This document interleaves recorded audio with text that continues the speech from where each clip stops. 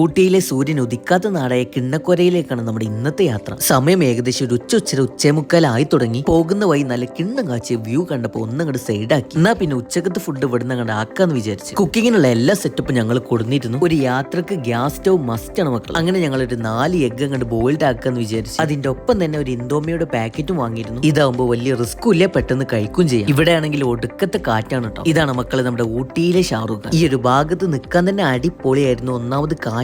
ഒരു അരമണിക്കൂർ കഴിഞ്ഞിട്ട് നമ്മുടെ വെള്ളം അങ്ങോട്ട് തിളക്കുന്നില്ല. ഒടുക്കത്ത് കാറ്റടിച്ച് തീ വരെ കത്തുന്നില്ല. ലാസ്റ്റ് ആയിട്ട് ഞങ്ങൾ 4 ആൾക്കാരും അടുപ്പിന്റെ അടുത്ത് ഒപ്പം നിന്നിട്ടാണ് ആ ഒരു സംഭവം അങ്ങോട്ട് സെറ്റ് ആക്കിയത്. ഒരു 4-5 മാഗി പാക്കറ്റ് എടുത്ത് പൊട്ടിച്ചിട്ട് നമ്മുടെ നേരെ വെള്ളത്തിൽ കിട്ടും. അപ്പോഴും വെള്ളം അങ്ങോട്ട് തിളച്ചു വരുന്നില്ല കേട്ടോ. ഒരു അരമണിക്കൂർ കൊണ്ട് കഴിയണ പരിപാടിക്ക് കാറ്റ് സമ്മർദ്ദം മൂലം 2 മണിക്കൂർ കഴിഞ്ഞിട്ടാണ് നമ്മുടെ മാഗിക്ക് സെറ്റ് ആയത്. യാത്ര ചെയ്യുന്ന സമയത്ത് ഇതേപോലെ കുക്കൊക്കെ ചെയ്ത് നല്ല വ്യൂ പോയിന്റിൽ ഇരുന്ന് ഫുഡൊക്കെ കഴിക്കണം മക്കളെ. ഒരു രക്ഷയിലേക്ക് ഡിക്കാച്ച് കർമാനായിട്ട് എന്ത് ബ്യൂട്ടിഫുൾ ആയിരിക്കും എന്ന് ആലോചിച്ച് നോക്കി. 2 മണിക്കൂറിന് ശേഷം നമ്മുടെ എഗ് ബോയിൽഡ് ചെയ്തതും മാഗിയൊക്കെ സെറ്റാണ്. നമ്മുടെ നാസറാക്കും മജിദാക്കും ആശയൊക്കെ മാഗിക്ക് ഒരേ അടിയാട്ടോ. കഴിഞ്ഞിട്ടില്ല, അടുത്ത കലാപരിപാടി ഉണ്ട്. ബി നാച്ചുറലിന്റെ ഓറഞ്ച് ജ്യൂസ് ആണ് മക്കൾ. ജ്യൂസ് ഒക്കെ ഇവിടെ എത്തിയപ്പോഴേക്കും നല്ല തണുപ്പായിരുന്നു. ഫ്രിഡ്ജിൽ വെച്ച അവസ്ഥയായിരുന്നു. നല്ല തണുത്ത വ്യൂ പോയിന്റിൽ നിന്ന് തണുത്ത ജ്യൂസ് ഇങ്ങനെ അടിച്ച മോനെ ജിൽ ജിൽ ജിക. ഞങ്ങൾ പോരുന്ന ആ ഒരു സമയത്ത് മഴവില്ലിന്റെ ഒരു അടിപൊളി വ്യൂ കൂടി കണ്ടു. ഇനി ഞങ്ങൾ നാട്ടിലേക്ക് പോകുന്നത് മുള്ളി വഴിയാണ്. കറക്റ്റ് 6 മണിക്ക് ചെക്ക് പോസ്റ്റ് ക്ലോസ് ചെയ്യും. അതിന്റെ ഇടയ്ക്ക് നമുക്ക് അവിടെ എത്തും. അപ്പൊ ഊട്ടിയിലെ വിശേഷങ്ങൾ ഇതോടുകൂടി ക്ലോസ് ചെയ്തിരിക്കുന്നു. അപ്പൊ എല്ലാവരോടും ബൈ.